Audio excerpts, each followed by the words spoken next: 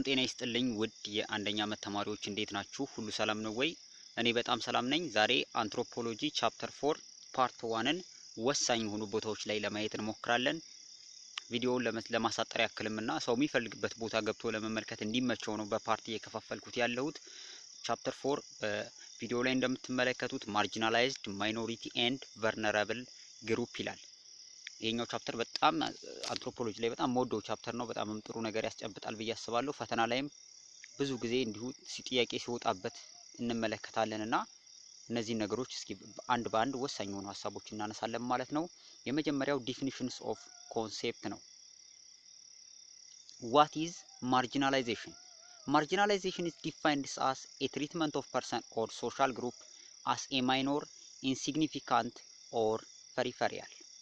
Marginalization involves the exclusion of certain group from social interaction, marriage relation, sharing of food and drinks, and working and living together.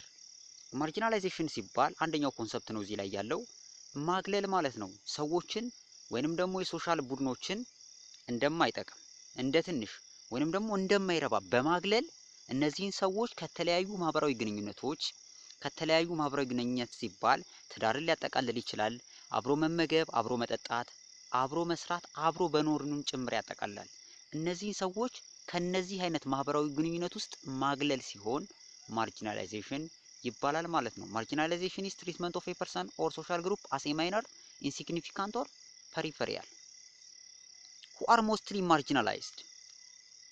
ማን ነው በጣም የተገለለው የሚለውን እዚህ ጋር ስናይ there are marginalized social group in every society and culture.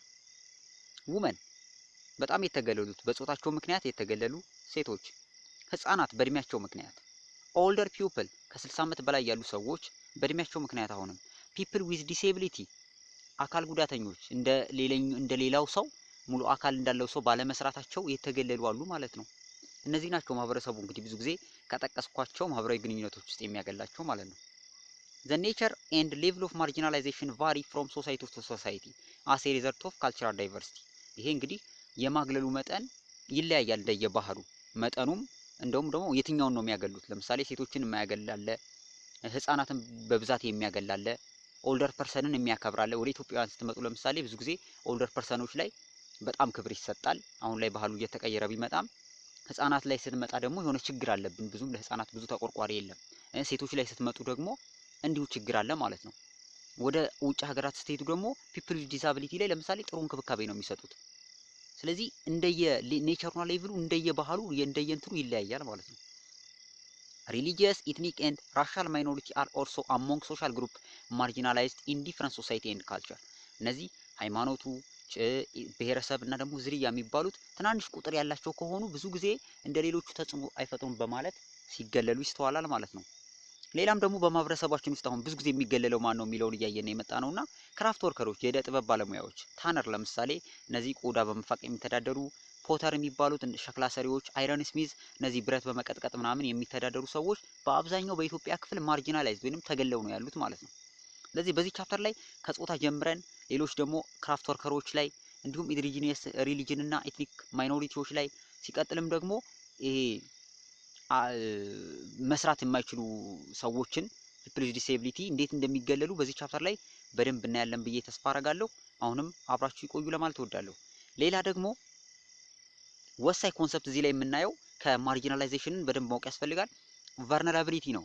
ቨልነራቢሊቲ ሪፈርስ ቱ ስቴትስ ኦፍ ቢንግ ኤክስፖዝድ ቱ ፊዚካል ኦር ኢሞሽናል ኢንጁሪስ። ቨልነራቢሊቲ ሲባል ተጋላጭነት ማለት ነው። vulnerable groups are people exposed to possibility of attack, harms or mistreatments.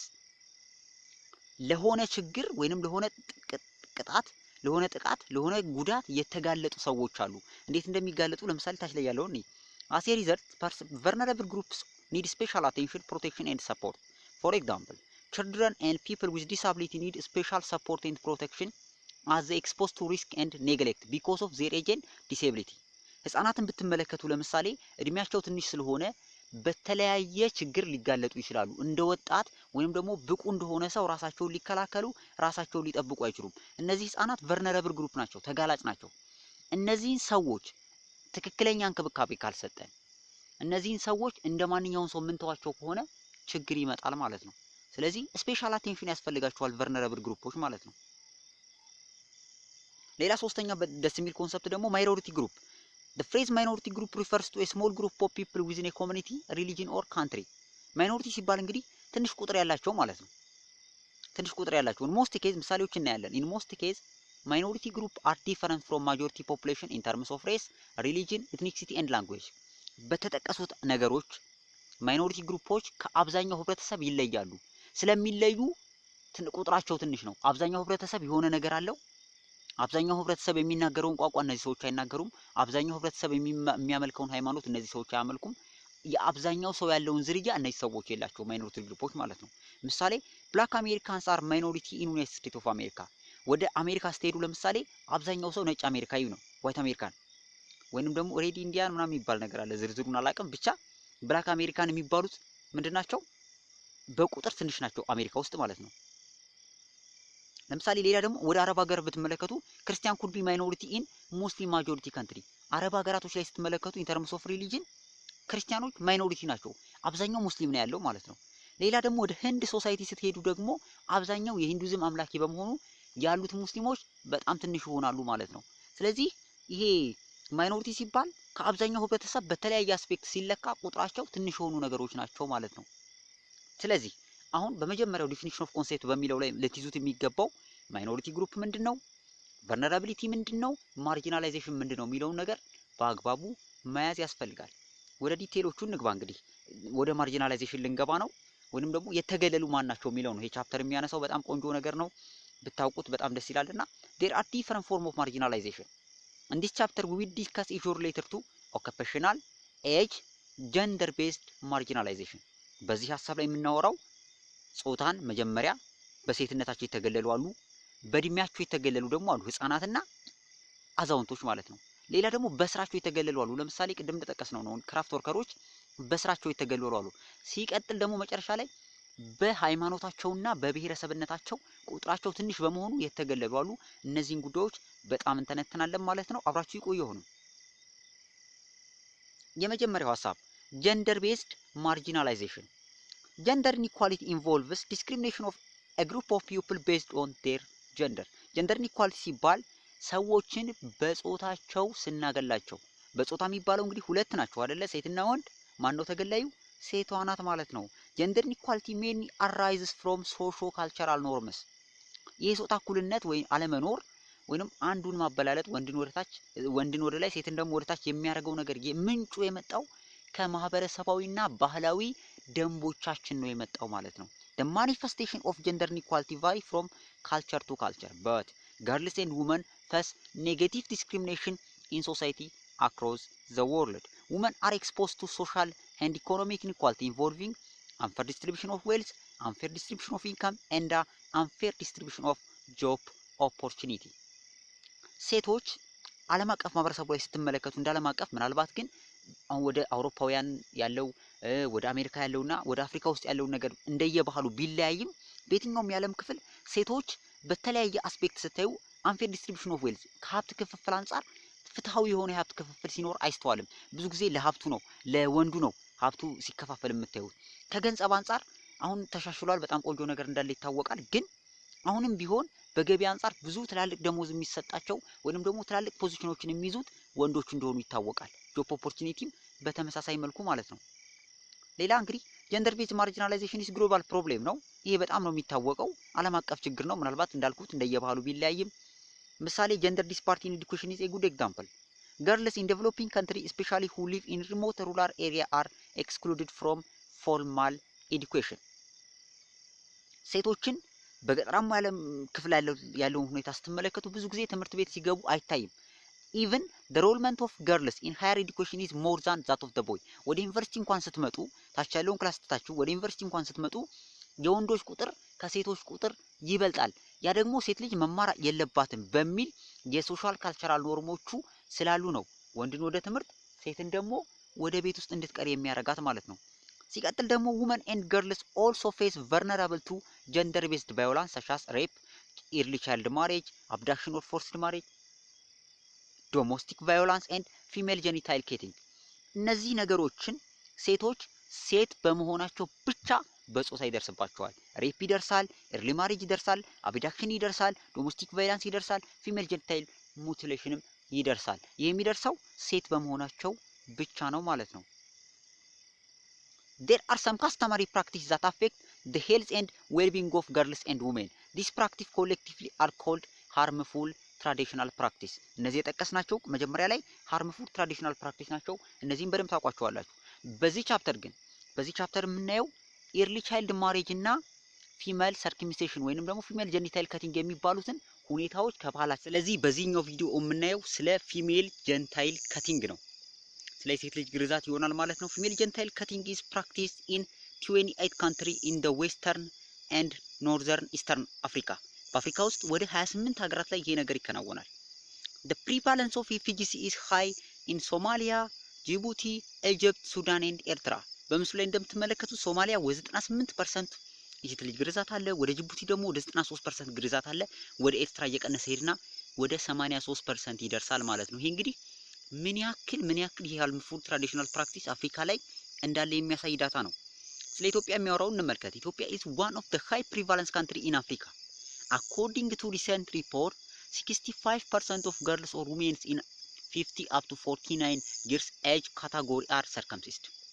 አስቡት እንግዲህ ከ15 ዓመት እስከ 49 ዓመት ያሉ ሴቶች ላይ ጥናት ተሰርቶ 2017 ዓመተ ምህረት ላይ 65%ዎቹ ሴቶች የሴት ልጅ ግርዛት ተደርጎባቸዋል ማለት ነው።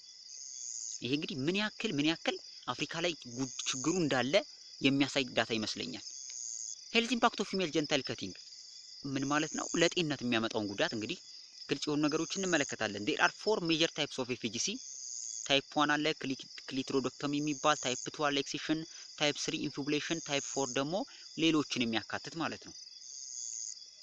እንግዲህ 4 አይነት ታይፖች አሉ። እነዚህ ነገሮች በደንብ ከሞጁላችሁ ላይ እዚህ ጋር ባጭር ነው የሚቀመጠው እንዲያጥር ተብሎ ሞጁላችሁ ላይ በደንብ ማየት ያስፈልጋል ብዬ አስባለሁ። the first 3 types of FGC are practiced in Ethiopia. የመጀመሪያዎቹ ክሊቶሪዶክቶሚ፣ ኤክሲሽን፣ ኢንፊቡሌሽን ኢትዮጵያ ውስጥ ይከናወናሉ። forms of FGC vary because the types of FGC practiced in different region and cultural settings are different. ጉዳቱ እንደየእንትኑ ይለያያል፣ እንደሚደረገው እንደየባህሉ ማለት ነው። ምክንያቱም አሁን ለምሳሌ ከሶስቱ በጣም ከፍተኛው ኢንፊቡሌሽን ነው። ታች ላይ እንደምትመለከቱት ታይፕ 3 ኢንፊቡሌሽን is the most severe form of FGC. this type is practiced in Somalia, Afar and Harar region. በኢትዮጵያ ምስራቃዊ ክፍል ላይ ነው የሚከናወነው ይሄን አይነቱ። ከሁሉም ከሶስቱ በጣም ከባዱ አይነት ነው ኢንፊቡሌሽን ማለት ነው። ስለዚህ ግን እነዚህ ሶስቶቹም አራቶቹ ማለት ይቻላል ይለያያሉ እንደየባህሉ፣ ከጉዳትም አንፃር ይለያያሉ። በጣም ኃይለኛው ጎጁ ደግሞ ኢንፊቡሌሽን ነው ማለት ነው። short term and long term implication for health of girls and women including severe bleeding, infection, pain during sexual intercourse, delivery complication, fistula and psychological trauma. እነዛሉ የህመም የአካላዊ ህመም ሲቀጥል ደግሞ የስነ ልቦና ጉዳት ያመጣል ማለት ነው። የፊሜል ጀኒታል ከቲንግ ፋክተር ዛት ኢንኮሬጅ ፊሜል ጀኒታል ከቲንግ። ኦኬ ምንድናቸው ፊሜል ጀኒታል ከቲንግ ወይንም የሴት ልጅ ግርዛት እንዲኖሩ ያደረጉ የሚሉትን እንመልከት። ቱ ናቸው። በጣም የሚገርሙ ቱ ፋክተሮች ናቸው። the first one people consider it as an integral part of their culture.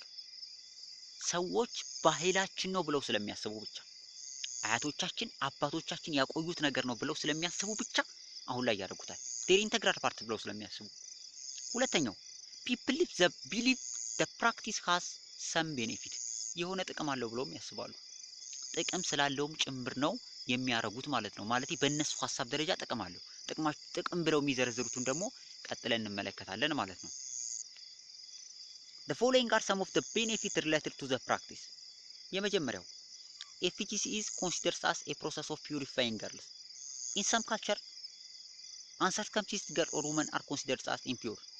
according to local belief, marriage to uncircumcised girl would be brings misfortune such as illness, infertility, conflict ምናምን።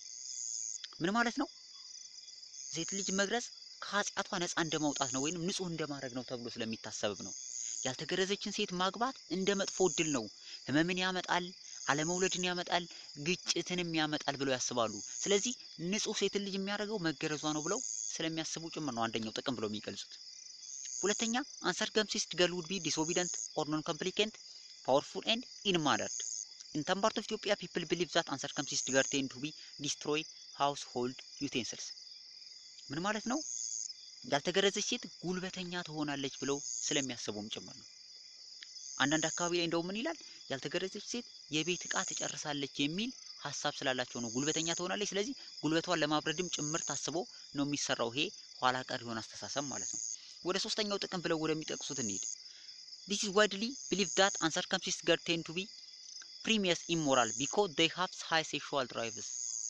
ይሄ ነገር ምን ማለት ነው? ያልተገረዘች ሴት ኃይለኛ የሆነ የሴክሹዋል ድራይቭ ይኖራታል ተብሎ ስለሚታሰብ ነው። ስለዚህ መገረዟ ያንን ሴክሹዋል ድራይቭ እንዲቀንስ ያደርገዋል። በቀነሰ ጊዜ ደግሞ ለትዳሯ ለቤቷ ታማኝ ትሆናለች፣ ካልሆነ ግን ለቤቷ ታማኝ አትሆንም የሚል አመለካከት ስላላቸው ነው።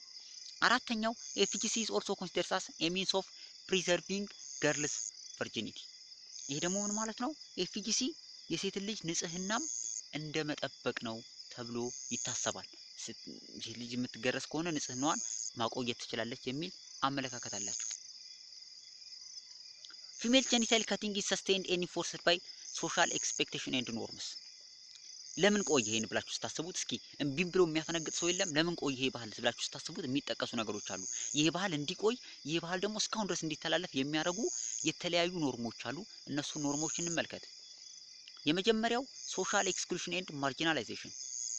አንድ ሰው የሴት ልጅ ግርዛት ቢቃረን ወይም እምቢ አላደርግም ቢል ማህበረሰቡ የሚጥለው ነገር ምንድነው? አንደኛ ኮሚኒቲ ሜምበር would exclude uncut girl and women from a wide range of social relation and interaction። ያልተገረዘችን ሴት ከማህበራዊ ህይወት ያገሏታል። ከሶሻል ላይፍ በሙሉ ስለሚያገሏት የመጀመሪያ የሚቀጡት ከዛ ደንብ የሚወጣውን ሰው ከሶሻል በማግለል ነው ማለት ነው። ስለዚህ ከሶሻል መገለል ደግሞ በጣም ከባድ በመሆኑ ብዙ ሰው ከሶሻል መገለል ስለማይፈልግ ወደዛ ነገር ሳይፈልግ ይገባል ማለት ነው። ሁለተኛ ጎሲፕ ኤንድ ኢንሰልት ነው። በስድብ ያልተገረዘችዋን ሴት በመሳደብ ቤተሰቦቿን በመሳደብ አካባቢው ላይ ሰላም በመንሳት ይህን ባህል ያስቀጥላሉ። ሶስተኛው in some part of Ethiopia women did not marry uncircumcised girls። እንደውም አንዳንድ ቦታ ላይ ያልተገረዘችን ሴት አናገባም ይባላል ማለት ነው። ስለዚህ አንድ ሴት ጋብቻ ውስጥ ለመግባት ግዴታ መገረዝ አለባት። የፍቅር ህይወት ውስጥ ጋብቻ ውስጥ ለመግባት በሚል ሐሳብ ብቻ እንግዲህ ከዛው ነገር ስለማይቀር ወደዛ ነገር ይገባሉ ማለት ነው። ወደ አራተኛው ስንሄድ ደግሞ in some part of the country people do not eat food cooked by uncircumcised girls። ይሄ ደግሞ የባሰ ነው። ምንድነው የሚለው? ባልተገረዘች ሴት የተሰራው ምግብ አይመገቡም አንዳንድ ቦታ ላይ። ስለዚህ ይህ በጣም ወጣ ያለ ከሶሻል የማግለል ሁኔታ ይሆናል ማለት ነው። ስለዚህ በእነዚህ አይነት ሁኔታዎች ማህበረሰቡ ባህሉን ያስቀጥለዋል ማለት ነው። Early child marriage refers to a marriage which involves girls below the age of 18. The prevalence of early marriage is declining in Ethiopia and other African countries. However, it is still widely practiced in different regions of Ethiopia. Early child marriage እንደምታውቁት እንግዲህ ያለ እድሜ ጋብቻ የሚባለው ወይንም ደግሞ አንድ ሴት ልጅ ከ18 ዓመት በታች እያለች ትዳር ውስጥ እንድትገባ ስትደረግ ነው። ይሄ ነገር አሁን ላይ እንግዲህ ያው ስልጣኔውም እየመጣ ስለሆነ እየቀረ ነው ያለው። ቢሆንም ግን አሁንም ድረስ በገጠራማው ክፍሎች አሁንም ይሄ ነገር እንዳለ ይታወቃል። According to International Rights Convention, early marriage is regarded as a violation of right of a child. Early marriage የህፃናትን መብት መጣስ ነው የሚታወቅ ነገር ነው። Early marriage has the following major harmful consequences። አሁን ምን ጠቅሳቸውን ጉዳቶች ያመጣል። ለምሳሌ young girls enter into marital relation when they are too young to give their consent to get married። ህፃናቶች ከ18 ዓመት በታች ሆነው ነው እንግዲህ ብዙ ጊዜ የሚዳሩት እያለ ነው አይደለ? በዚህ ጊዜ ህፃናት ሐሳባቸውን ለመስጠት ኦሬዲ ህፃን ማለት ይቻላል ሐሳባቸውን ለመስጠት ለትዳሩ ፈቃደኛ ነን ፈቃደኛ አይደለንም የሚለውን ሐሳብ ለመስጠት እድሜያቸው በዛ ሰዓት ገና ነው የሚሆነው ማለት ነው። ሌላ early marriage inhibit girls personal development። ይሄ ይታወቃል። የልጅነት እድሜያቸው ላይ ወደ ትዳር የሚገቡ ከሆነ እንዳይማሩ ራሳቸውን እንዳያሳድጉ ወደ ተለያየ መንገድ እንዳያዩ ያደርጋቸዋል። ታጥረው እንዲቀሩና ትዳር ውስጥ እንዲቆዩ ስፔሻሊ ገጠራማ አካባቢ ከሆነ ደግሞ ትዳሩ የሚፈጸመው እዛው ገጠራማው አካባቢ ላይ እንዲቀሩ ወደ ቤተሰብ መስራት እንዲገቡና ራሳቸውን ከማሳደግ እንዲቆጠቡ ያደርጋቸዋል። early marriage exposed young girls to sexual abuse by their old husband። ይሄ ደግሞ ስፔሻሊ ሴክሹዋል አቢዩዝ እንዲደርስባቸው ያደርጋቸዋል። ምክንያቱም ደግሞ እድሜያቸው ገና ትንሽ ከሆነ ባል ተብሎ የሚመጣላቸው ደግሞ በእድሜ በጣም የሚበልጣቸው ከሆነ በዚህ ሰዓት ችግር ይፈጠራል ማለት ነው። early marriage leads to early pregnancy which increase the risk of disease። ይሄ ነገር የምታውቁት ነገር ነው። ማለት ነው። ሌላ child marriage is illegal practice according to criminal code of Ethiopia. Despite this legal restriction, however, early marriage is still practiced in different regions of the country. ይሄ ነገር በኢትዮጵያ ወንጀለኛ መቅጫ ህገወጥ ስራ እንደሆነ ይታወቃል። ነገር ግን አሁንም ኢትዮጵያ ውስጥ ስፔሻሊ ደግሞ ገጠራማው ክፍል ውስጥ ይሄ ነገር አለ። ለምን ብለን መጠየቅ ያስፈልጋል። መጀመሪያ ላይ አንደኛው ሃርምፉል ትራዲሽናል ፕራክቲስ ላይ ኤርሊ ፊሜል ጀንታይል ከቲንግ ላይ ሁለት ፋክተሮች እንዳሉ አይተናል። ለምንድነው ቻሌንጁ ወይንም ደግሞ ያ ነገር እንዲቀጥል ያደረገው ብለን የመጀመሪያው ያልነው ኢንተግራል ፓርት ኦፍ ዴር ካልቸር ነው ብለናል። የባህላቸው አካል ስለሆነ መልቀቅ አይፈልጉም። ሁለተኛው ደግሞ የሆኑ ጥቅማ ጥቅሞችን ጠቅሰን ይሄንን ጥቅም ያስገኛል ብለው ስለሚያስቡ ነው የሚያስቀጥሉት ብለናል። ኤርሊ ማሬጅ እንዲቀጥል ያደረጉ ነገሮች ምንድናቸው? ኤርሊ ማሬጅ እንዳይቆም የሚያደርጉ ነገሮች ምንድናቸው ብለን ስናነሳ ሁለት ወሳኝ ነገሮች ይነሳሉ ማለት ነው። ሁለት ወሳኝ ነገሮች ይነሳሉ። እነሱ ምንድናቸው? ብዙ ጊዜ እኔ ፈተና ላይ አይቻቸዋለሁ። ስፔሻል ደግሞ በጻፍ ላይ ሲመጣ ያለው ሶሻል ኖርም እና ኢኮኖሚክ ፋክተር ናቸው። እነሱን በዝርዝር እንመለከታለን። ሶሻል ኖርም and ኢኮኖሚክ ፋክተር are two major drivers of the practice። የመጀመሪያው ሶሻል ኖርም ሲባል እንግዲህ ቻስቲቲ ነው። ሶሻል ኖርም contribute a lot for the continuation of early marriage in many parts of the world። chastity, the state of not having sex with anyone of girl, is one of the social norms that influence parents and relative to protecting girls from premarital sexes። ይሄ ምን ማለት ነው? እንግዲህ ሴት ልጅ ወደ ትዳር ውስጥ ስትገባ ከነ ክብረ ንጽህናዋ ወይንም ደግሞ ከቨርጂኒቲ የሚባለው ነገር እንዳለ ሊሆን ይገባል የሚል ሶሻል ኖርም አለ። ይሄን ሶሻል ኖርም ለማስጠበቅ ሴቶችን ልጆች ቀድመው ወደ ፍቅር ውስጥ ሳይገቡ ቀድመው ወደ ሌላ ወደ ሪሌሽንሺፕ ውስጥ ሳይገቡ ቶሎ ብለው ወደ ትዳር ውስጥ ገና በልጅነት እድሜያቸው ይከቷቸዋል ማለት ነው። አንደኛው ሶሻል ኖርም ይሄ ነው፣ ቀድሞ ወደ ትዳር የመክተት።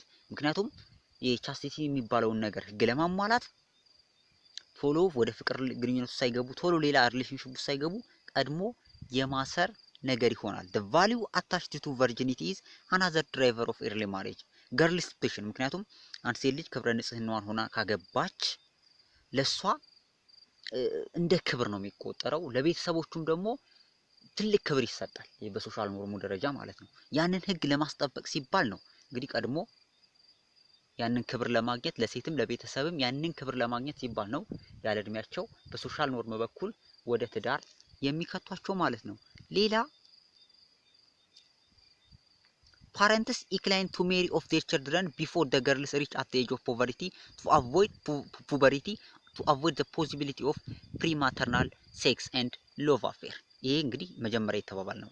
community member influence unmarried teenage girls to get married as early as possible. They do this through social pressure including insulting unmarried young girls, especially ምን በመባል ቆሞ ቀር። ይሄ እንግዲህ በደንብ የሚታወቅ ነው። በተለይ ደግሞ ሩራል ኤሪያ ላይ ቆሞ ቀር የሚል ስድብ እየተሰደቡ ቶሎ ያላገቡ ሴቶች ቆሞ ቀር የሚባል ስድብ እየተሰደቡ ወደ ትዳር ውስጥ እንዲገቡ ይገፋፋሉ ማለት ነው። ሁለተኛው ፋክተር ብለን የተነጋገርነው ኢኮኖሚክ ፋክተር ነው። Economic factors are among the major factors that drive child marriage.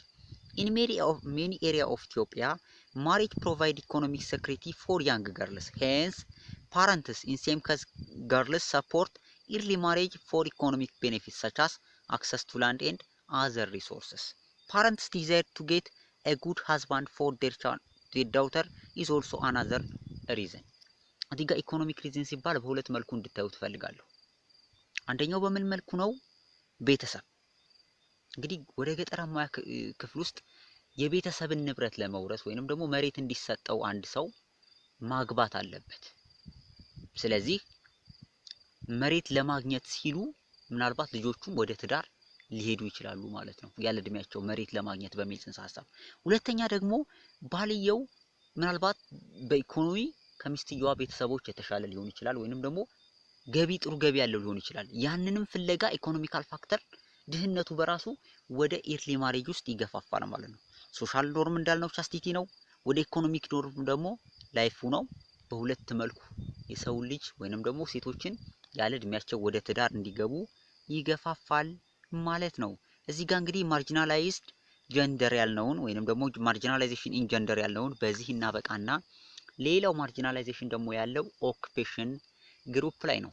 ስንነጋገር እንደነበረው ኦኩፔሽን ግሩፕ የሚባለው እንግዲህ የስራ ሁኔታ ወይንም ደግሞ ስራ ነው።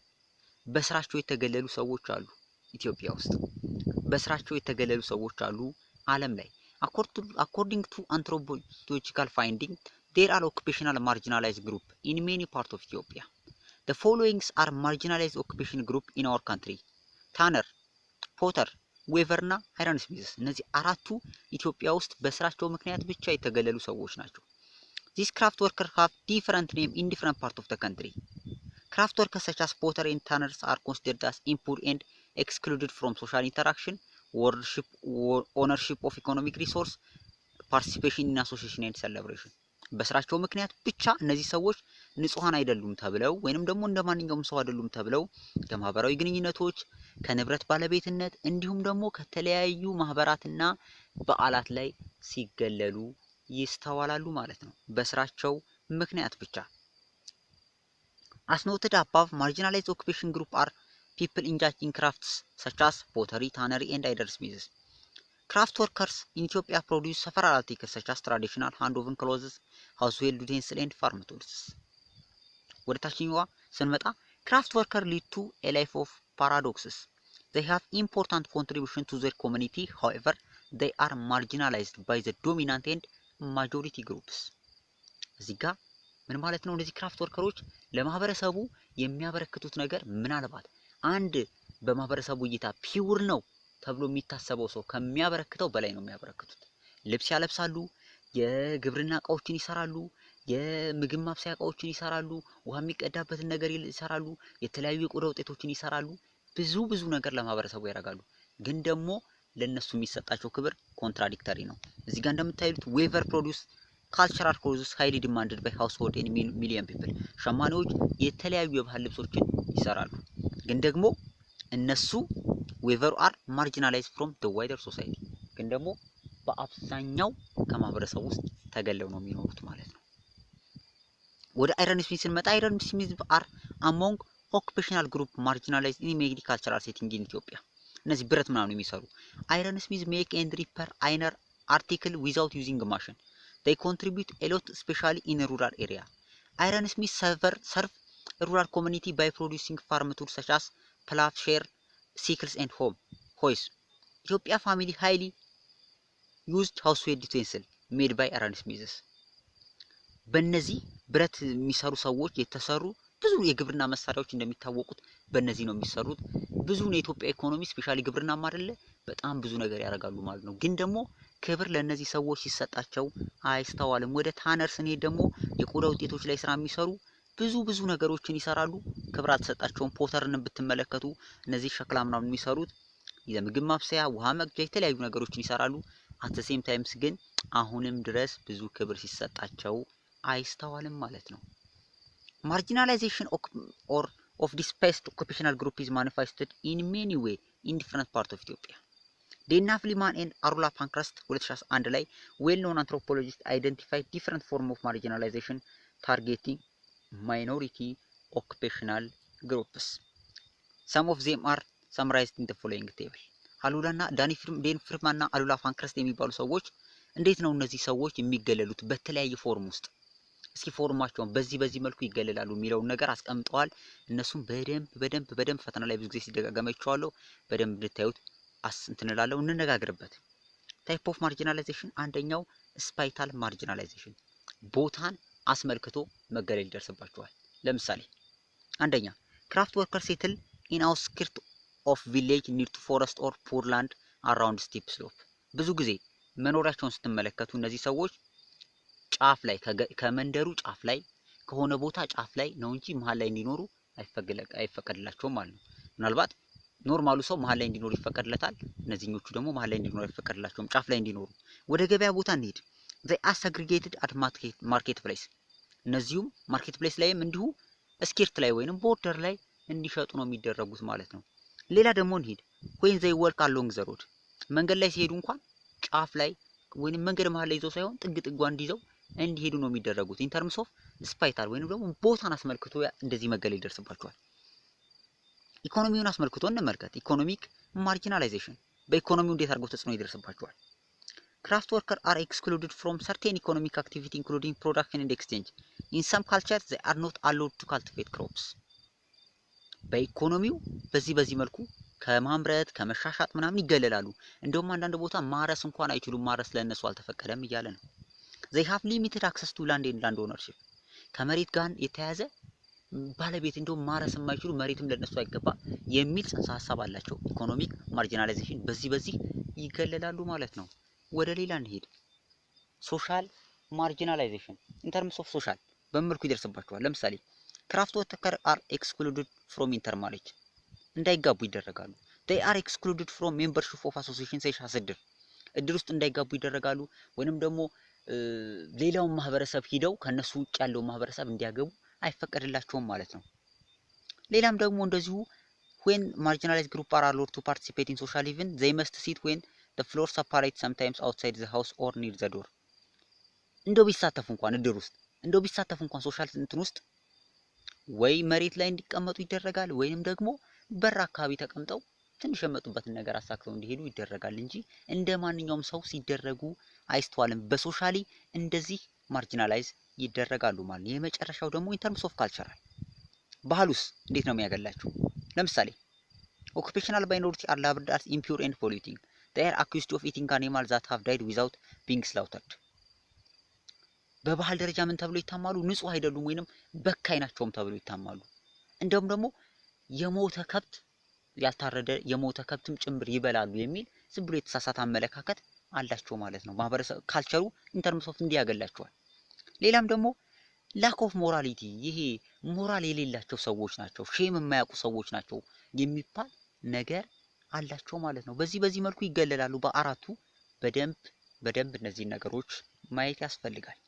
ወደ ሌላኛው ቨልነራቢሊቲ ወይንም ደግሞ ማርጂናላይዝ ወደሚደርስባቸው ስንሄድ ኢን ተርምስ ኦፍ ኤጅ ሰዎች ማርጂናላይዝ ይደረጋሉ ወይንም ደግሞ ተጋላጭ ናቸው። ኢን ተርምስ ኦፍ ኤጅ ሲባል እንግዲህ ምንና ምን ይመስላችኋል? ብዙ ጊዜ ህፃናትና ሽማግሌዎች ወይንም አዛውንት ነው የሚሆኑት። ከ15 እስከ 60 ዓመት ውስጥ ያሉ ሰዎች ብዙ ጊዜ ተጽዕኖ አይደርሱባቸውም። ምክንያት ካላችሁኝ ራሳቸውን መቻል ስለሚችሉ ናቸው። ከ15 ዓመት በታች ያሉት ይቸገራሉ፣ ከ60 ዓመት በላይ ያሉትም ይቸገራሉ ማለት ነው። ኤጅ ቤዝድ vulnerability is vulnerability of people especially children and old people to different form of attack, physical injury and emotional harms. For example, children and older people aged 60 and above are exposed to possibility of attack, harm and mistreatment because of their age. በእድሜያቸው ምክንያት ብቻ እንደዚህ አይነት ነገር ይደርስባቸዋል ማለት ነው። as a result vulnerable person or group need special attention and protection and support ያስፈልጋቸዋል ማለት ነው። የመጀመሪያው ጥቃት ወይንም ደግሞ ችግር ከሚደርስባቸው ውስጥ አንደኛው ቻይልድ ዲስክሪሚኔሽን ኦር vulnerability ይሆናል ማለት ነው። childs are among the vulnerable group exposed to harm because of their age. የህፃናት ጉልበት ብዝበዛ የህፃናት በተለየ አስፔክት ህፃናት በእድሜያቸው ምክንያት ብዙ ተጽዕኖ ሲደርስባቸው ብዙ ለጉዳት ሲጋለጡ እንመለከታለን ማለት ነው። both boys and girls are exposed to some harms and abuse in the hand of older person. However, girls are exposed to double marginalization and discrimination because of their gender. ሴት ህፃናትን ብትመለከቷቸው አንደኛ ህፃን በመሆናቸው ጉዳት ይደርስባቸዋል ወይንም ደግሞ ጥቃት ይደርስባቸዋል። ፕላስ ደግሞ ሴት በመሆናቸው ሴት ሲደመር ህፃን ደብል ማርጂናላይዝ ነው የሚደረጉት ማለት ነው። child girls are exposed to various kind of harm before they reach at the age of maturity. As discussed earlier in this chapter, girls are exposed to HTPS such as female genital cutting. ህፃናቶች በዚህ እድሜያቸው ለሴት ልጅ ግርዛት ይደረጋሉ። minor girls are exposed to early child marriage in many parts of Ethiopia. At the same time ደግሞ እነዚህ የጠቀስናቸው ሁለቱ harmful traditional practice in terms of gender ያልናቸው በህፃናት ሴቶች ላይ ነው ብዙ ጊዜ ሲደርሱ የሚስተዋሉት ማለት ነው። early marriage refers to a majority age which involves girls below the age of 18 እያለ ነው። ከ18 ዓመት በታች ማለት ነው። እንግዲህ የዛሬውን በዚህ ላይ ላብቃና በሚቀጥለው ፓርት 3 ቪዲዮ ላይ ደግሞ አንደኛው የቀረንን የኤጅ ቤዝድ vulnerability የሆነውን የኦልደር ኤጅ የሚለውን እናያለን ማለት ኤጅ ቤዝድ ማርጂናላይዜሽን ኮንሲደሪንግ the vulnerability of children. Age based marginalization also affect older people. The phrase older people refers to adults with the age of 60 and above.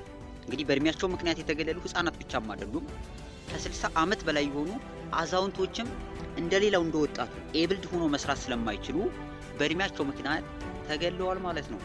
People attitude towards older person is changing over time in Ethiopia and all over the world. Older men and women have been respected across Ethiopian culture. ሰዎችን ወይንም ደግሞ ሽማግሌዎችን አዛውንቶችን አስመልክቶ ያለው አመለካከት አሁን ላይ እየተለወጠ መጥቷል። በፊት ላይ በጣም ክብር ይሰጣቸው ነበር፣ በፊት ላይ ትልቅ እንክብካቤ ይሰጣቸው ነበር። አሁን ግን አርባናይዜሽንም በኋላ እና ያለ ግሎባላይዜሽንም ሌሎች ምክንያቶች ለነዚህ ለሽማግሌዎች ለአዛውንቶች የሚሰጠውን ክብር እንዲቀንስ አድርገውታል ማለት ነው። older person have been considered as custodian or guardian or defender of the tradition, culture and history. እንግዲህ የምታውቁትም ነገር ነው። ኦልደር ፐርሰኖች የባህል ጠባቂ ናቸው፣ የወግ ጠባቂ ናቸው፣ የሥርዓት ጠባቂ ናቸው፣ ወይንም ደግሞ ይሄ የተባሉትን ነገሮች ለቀጣይ ትውልድ የሚያስተላልፉ ተሸክመው የሚኖሩ ናቸው። በእድሜያቸው ምክንያት ባህሉን፣ ወጉን፣ ታሪኩን በበቂ ሁኔታ ስለሚይዙት ማለት ነው። The role of older person in curriculum in mentoring young people, resolving dispute and restoring peace across Ethiopian culture. ይሄ ደግሞ እንግዲህ የሽማግሌዎች ሚና እንደምታውቁት ነው። ኦልደር ፐርሰን ክሪቲካል ሮል ይጫወታሉ። ያንገር ፒፕል በመምከር ሪዞልቪንግ ዲስፒዩት ግጭቶችን በማስቆም እንዲሁም ደግሞ ሰላም በመፍጠር በኢትዮጵያ ባህል ውስጥ በጣም የሽማግሌዎች ሚና ከፍተኛ እንደሆነ ይታወቃል። ሲቹዌሽን አር ቼንጂንግ አስ ፋሚሊ ስትራክቸር ኤንድ ሊቪንግ ፓተርን አር ቼንጂንግ ኦቨር ታይም። ነገሮች እየተለዋወጡ እንደመጡ ይታወቃል። ምክንያቱም የቤተሰቡ ስነ ስርዓት ይሄ የአኗኗራችን ሁኔታ እንደበፊቱ አይደለም፣ በተለያየ ምክንያት ተለውጧልና እንደበፊቱ ባለመሆኑ አሁን ላይ ኦልደር ፐርሰንን ማኔጅ የምናደርግበት መንገድ በጣም ተለይቷል ማለት ነው። ሌላ ምክንያቶች ደግሞ አሉ ይሄንን ኦልደር ፐርሰኖች ላይ ጉዳት የሚያመጡ ማለት ነው። ሩራል ቱ አርባን ሚግሬሽን ቼንጅ the value and lifestyle, education and new employment opportunity due to many changes. ብዙ ጊዜ ከገጠር ወደ ከተማ መሰደድ አለ። ይሄ እንግዲህ ገጠር አካባቢ ያሉ አዛውንቶች የሚጦራቸው እንዲያጡ፣ ምክንያቱም ብዙ ወጣት ወደ ከተማ የሚፈልስ ከሆነ ብዙ ወጣት ወደ ከተማ የሚወጣ ከሆነ ገጠር አካባቢ ያሉ አዛውንቶች ችግር ውስጥ እንዲወድቁ ያደርጋል። care and support for older people tend to decline as younger people migrate to urban area and exposed to economic pressure and new lifestyle. ይሄ አሁን የተነጋገርንበት ነው። ageism is widely observed social problem in the world. ageism refers to stereotyping, prejudice, discrimination against people based on their age. ይሄን እንደውም ፈተና ላይ ማይቻለው ይመስለኛል። በብላንክ ስፔስ ላይ ageismን ያስቀርና refers to stereotyping, prejudice, discrimination against people based on their age ይላል። መልሱ ageism ይሆናል። ይሄ በእድሜያቸው ምክንያት ብዙ ሰዎች ሲገለሉ ማለት ነው። older people and men enjoy certain level of support and respected in the past. ወደ ኋላ ኢትዮጵያ ታሪክ ስትመለሱ እንዳልነው መጀመሪያ አካባቢ ብዙ ክብር ይሰጣቸው ነበር ለነዚህ ሽማግሌዎች ወይንም አዛውንቶች ማለት ነው። this was true in many culture of Ethiopia in the past. things have been changing in recent time. older people are facing various problems as a result of modernization, globalization and urbanization. በደንብ ተነጋግረናል አይደል? በትንሹም ቢሆን መጀመሪያ አካባቢ ይሄ ዘመናዊነቱ ሲመጣ፣ ግሎባላይዜሽኑ ሲመጣ፣ አርባናይዜሽኑ ሲመጣ የበፊት የነበረንን ለሽማግሌዎች የምንሰጠውን ኦልደር ኤጅ ለነሱ የምንሰጠውን ክብር እንክብካቤ እንዲቀንስ አድርጎብናል ማለት ነው። older people are exposed to social exclusion because of their lower social and economic status. in most cases old people are excluded from social, cultural, political, economic interaction in their community because of their age. older person are marginalized because they are considered as a social burden rather than social asset. community do not provide older person with opportunity to contribute to their communities. እንደምታውቁት ነው ብዙ ጊዜ እነዚህ ሽማግሌዎች እንደወጣቱ ኤብልድ ሆኖ መስራት ስለማይችሉ እንደወጣቱ በዛ ስቴጅ ላይ የነበረ ሰው ሊያደርገው የሚችለውን ነገር ማድረግ ስለማይችሉ እንደ ሀብት ሳይሆን እንደ ዕዳ ይቆጠራሉ ማለት ነው። ኤጅ ቤዝድ ቨልነራቢሊቲን የችልድረንንና የኦልድ ኤጆችን በዚህ እናጠናቀቅና ቀጣዩ ደግሞ ወሳኙ ሐሳብ የሚሆነው በሃይማኖታቸውና በማንነታቸው ትንሽ ቁጥር ስላለው ብቻ የተገለሉ ደግሞ አሉ ማለት ነው። Religious and ethnic minority group also face different form of marginalization. There are several examples of marginalization and discrimination targeting religious and ethnic minority in the world. በሃይማኖታቸው ብቻ የተገለሉ ሰዎች በዓለማችን ላይ አሉ። ለምሳሌ እንዲሁም ደግሞ በማንነታቸው ብቻ የተገለሉ ሰዎች አሉ። እነዚህን በትንሹ እናይና ወደ ቀጣይ እናልፋለን ማለት ነው። ለምሳሌ the Jewish people suffered from discrimination and persecution in different parts of the world. They were target of extermination in the Germany and other Western European countries because of their identity. የምታውቁት ነው። በአዶልፍ ሂትለር ጊዜ የነበሩ ናዚ ጀርመናውያን በጂውሾች ላይ ያደረሱት ጥቃት። ስለዚህ ጂውሽ ፒፕል ጂዊሻውያን በመሆናቸው ብቻ በደንብ ጥቃት ደርሶባቸዋል። ብዙዎቹ ሞተዋል። ሌሎች ደግሞ ሙስሊም ሮሂንጋ የሚባለው እንመልከት። ሮሂንጋ ሙስሊሞች እንግዲህ ማይናማር አካባቢ ያሉ ህዝቦች ናቸው። በሃይማኖታቸው ብቻ በጣም ችግር ደርሶባቸዋል ማለት ነው። ሙስሊም ሮሂንጋ are among the most marginalized and persecuted people in the world. According to Abdu Hasnat Milton, the Rohingya is one of the most ill-treated and persecuted refugee group in the world. እንደውም በዓለም አቀፍ ቁጥር አንዱ በጣም ችግር የደረሰባቸው እንክብካቤ ያልተደረገላቸው ስደተኞች ናቸው ማለት ነው። In recent year, more than 500,000 of Rohingya fled from their home to neighboring countries such as Bangladesh. በቅርብ ጊዜ እንኳን ከ500,000 በላይ ሮሂንጋውያን ወደ ጎረቤት ሀገራት ተሰደዋል። They are among the widely known example of discrimination against religious and ethnic minority. እነዚህ ሁለቱ የጠቀስናቸው የጂውሾችና የሮሂንጋዎች በማንነታቸውና በሃይማኖታቸው ምክንያት መግለል የደረሰባቸው በዓለም ላይ በጣም የሚታወቁ ስለሆኑ ነው እዚህ ጋር ያመጣቸው። The problem is not limited to specific area, region and country. Although the level of the problem vary in different contexts, religious and ethnic minority face different form of discrimination in many parts of the world. ቢለያይም መጠኑ ቢለያይም የሆነ ቦታ ላይ የቆመ አይደለም። ሁሉም የዓለም ክፍል ላይ ያለ ነገር ነው ማለት ነው። አሁን ደግሞ አንትሮፖሎጂ ምን ይላል? ሂውማን ራይትስ ምን ይላል? አሁን ብዙ ማርጂናላይዜሽኖችን አየን። በጾታቸው ምክንያት የተገለሉ አሉ ብለን ሴቶችን በደንብ አነሳን በፓርት 1 አካባቢ። እንዲሁም ደግሞ በስራቸው ምክንያት በደንብ የተገለሉ ሰዎች አሉ ብለን አነሳናቸው። ወደ 4 የሚሆኑ በስራቸው ምክንያት ኢትዮጵያ ውስጥም ሌሎች ዓለማት ላይም የተገለሉ ሰዎችን አነሳን። ቀጠልና ደግሞ በእድሜያቸው ምክንያት የተገለሉ ሰዎች እንዳሉ ህፃናትና ሽማግሌዎች ወይንም አዛውንቶችን አነሳን። በመጨረሻም ደግሞ በሃይማኖታቸውና በማንነታቸው የተገለሉ አሉ ብለን የጂውሾችና የሮሂንጋዎችን አነሳን። what does anthropological perspective mean? what does it mean? ምን ይላል? ምን ለማለት ተፈለገ አንትሮፖሎጂካል ፐርስፔክቲቭ ላይ የሚለውን በትንሹ ሂውማን ራይት አፕሮቾችን እናያለን ማለት ነው። አሁንም አብራችሁ ይቆዩ። all form of marginalization and discrimination against vulnerable and minority group contradict the principles of human rights. የሰብአዊ መብት የሚለው ነገር በሙሉ ስንጠቅሳቸው የነበረው ማርጂናላይዜሽኖች በፍጹም ስህተት እንደሆኑ ይናገራል። ምክንያቱም the major human rights convention denounce discrimination against women, children, people with disability, older people and other minority and vulnerable groups. ዲስክሪሚኔሽንን ሲጀመር ማግለልን የሚለውን ነገር human right ስለሚቃወሙ ማለት ነው። people with disability have the right to inclusive service and equal opportunity.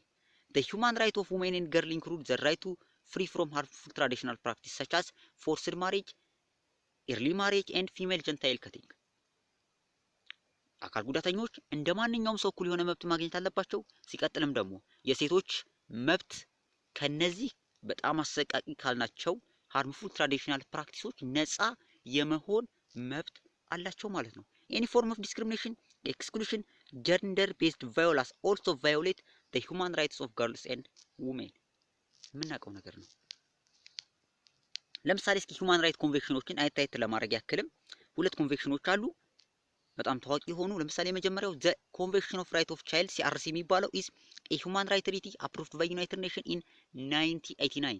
the convention has 41 articles focusing on 41 አንቀጽ አለው። ምን ነገሮች ላይ ያጠናል? ሰርቫይቨር ራይት ላይ፣ ዴቨሎፕመንታል ራይት ላይ፣ ፕሮቴክሽናል ራይት ላይ፣ ፓርቲሲፔሽን ራይት ላይ ኦፍ ችልድረን በእነዚህ ጉዳዮች ላይ ስለ ህፃናት በደንብ ተጽፏል። በዚህ አንቀጽ ላይ ያሉትን ነገሮች እኛ ሀገርም ሌሎች ዓለማት ላይም ከሚከሰቱት ሃርምፉል ትራዲሽናል ፕራክቲሶች በተቃራኒ የቆሙ ናቸው ማለት ነው። ሁለተኛው ኮንቬክሽን ፎር the elimination of all form of discrimination against women ይሄ ደግሞ ሲዲአው ነው የሚለው እንደዛ አካባቢ is also a human right treaty endorsed by United Nations General Assembly 1979 ይሄ ደግሞ በዩናይትድ ኔሽን ጀነራል አሴምብሊ ነው የጸደቀው። ይሄኛው ሁለተኛው ነው ማለት ነው። ሁለቱን ነገሮች ብናነባቸው በደንብ ስለ ሴትና ህፃናት ላይ የሚደረሰው ነገር ስለ ማርጂናላይዜሽን ትክክል እንዳልሆነ በበቂ ሁኔታ ያስረዳሉ ማለት ነው። አንትሮፖሎጂ appreciate cultural diversity and commonality. It is about the importance of understanding the value, norm, custom and practice of a particular culture in its own context. ይሄ እንግዲህ ካልቸራል ዲቫይዲቲ ሲባል ምን ማለት ነው? ይሄ ባህልን፣ ኖርምን፣ ከስተምን እነዚህን ወጎችን የሚባሉ ነገሮችን እንደየባህሉ መቀበል ማለት ነው። ከራስ አንፃር ማወዳደር ሳይሆን እንደየሁኔታው መቀበል። this require appreciating the lifestyle of others including their dressing style, food habits, belief, ritual and celebration. It also require avoiding value judgments such as saying this custom is backward or primitive. እንደዚህ ማለት አይቻልም። ከራስ አንፃር እያወዳደሩ ይሄኛው ኋላ ቀር ነው ይሄኛው የተሳሳተ ነው ምናምን ማለት ሳይሆን እንደየሁኔታ እንደየራሱ ባህል አለባበሱንም የምግብ ሁኔታውንም አመለካከቱንም በዓላቱንም ሁሉንም ነገሮች እንደየባህሉ መቀበል ማለት ነው። ይሄ ማለት ግን ምን ማለት ነው ሲል this does not mean that we need to appreciate every custom and practice. Anthropologists does not support or appreciate cultural practice that violate the right and well-being of individual and groups. ይሄ በዚህ ጋር በደንብ ማወቅ ያለባችሁ ነገር ነው። ፈተናም ላይ እኔ አይቼዋለሁ እዚህ መጨረሻ አካባቢ ያለችውን does not mean የሚለውን ነገር አንትሮፖሎጂ እንትኖችን ያበረታታል ማለት አይደለም። ሁሉንም ከስተመና ትራዲሽናል ፕራክቲሶች መጨረሻ አካባቢ እናያቸዋለን። አንትሮፖሎጂ የማያበረታታው ካልቸር አለ፣ የማያበረታታው ከስተም አለ፣ የማይደግፈው ነገር አለ ማለት ነው። ፎር ኤግዛምፕል አንትሮፖሎጂ does not support the following harmful practice in the name of cultural relativism. አንትሮፖሎጂ ግን እነዚህ ነገሮች አይቀበልም። ምክንያቱም ለምን ካላችሁ የሰዎችን ሁማን ራይት ስለሚጋፋ የሰዎችን መብት የሚጋፋ ባህልን አንትሮፖሎጂ ሊቀበል አይችልም ማለት ነው። አንደኛው ፊሜል ጀንታይል ከቲንግ አንትሮፖሎጂ does not support FGC ምክንያቱም FGC violates the rights of girls to physical integrity. It has long and short term consequences for the health of girls and women. ችግር ስላለው በልጅቷ ላይ ጤና ቀውስ ስለሚያመጣ የስነ ልቦና ቀውስ ስለሚያመጣ ፊሜል ጀንታይል ከቲንግን አንትሮፖሎጂ አይቀበለውም ማለት ነው። early child marriage Anthropology does not support early marriage for similar reason. Example, early marriage violates the right of young children to make decisions about their future. ስለ ወደፊቷ እንዳትነብይ ያረጋታል። it destroys their chance to education. እንዳይማሩ ያረጋቸዋል፣ ራሳቸውን እንዳያሳድጉ ያረጋቸዋል። የአካላዊና የስነ ልቦናዊ ችግር ስለሚያመጣ የልጅቷን መብት ስለሚጋፋ early marriageን አንትሮፖሎጂ አይቀበለውም ማለት ነው። እንዴት ተመለከታችሁት? ይቶሩ አብራችሁ ስላላችሁ አብራችሁ ስለቆያችሁም አመሰግናለሁ። ሌሎችንም ቲዩቶሪያሎችን እሰራለሁ እስከመጨረሻው። አሁንም አብራችሁ ስለቆያችሁ አመሰግናለሁ። ሌሎችንም ቪዲዮ ይዤ ስለምመጣ ሰብስክራይብ በማድረግ ቻናሉን እንድታበረታቱኝ ይጋብዛለሁ። መልካም ጊዜ ይሁንላችሁ።